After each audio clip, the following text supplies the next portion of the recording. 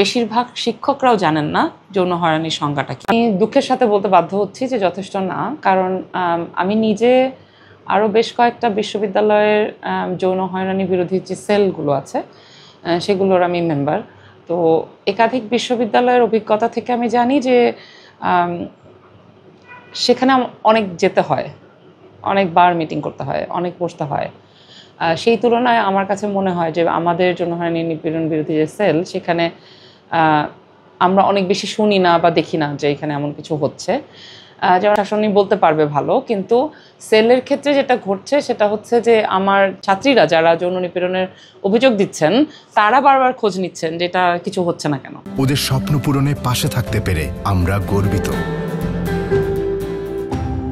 তার মানে বোঝা যাচ্ছে যে ওনাদেরকে ডাকা হচ্ছে না এখনো, মানে ডাকা হয়নি 1 বছর আগের, বা ধরেন আগের সময়ের যেই কেসগুলো ছিল সেগুলোও এখনো সলভ হয় নাই বা তাদেরকে ডাকাই হয় নাই।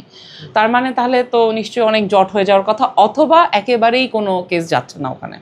দুটোই কিন্তু অ্যালার্মিং, কারণ যদি যৌন হয়রানি ঘটনা ঘটে কিন্তু ছাত্রীরা সেল পর্যন্ত যেতে সাহস না পান, না জানেন, that is also part of the failure of the cell. কারণ সেলের মূল কাজই হচ্ছে যৌন হয়রানি বিষয়টাকে, এটা কি, এটা কেন, এটা কখন হচ্ছে, এটা কিভাবে বন্ধ করা যায় এই বিষয়ে অ্যাওয়ারনেস তৈরি করা।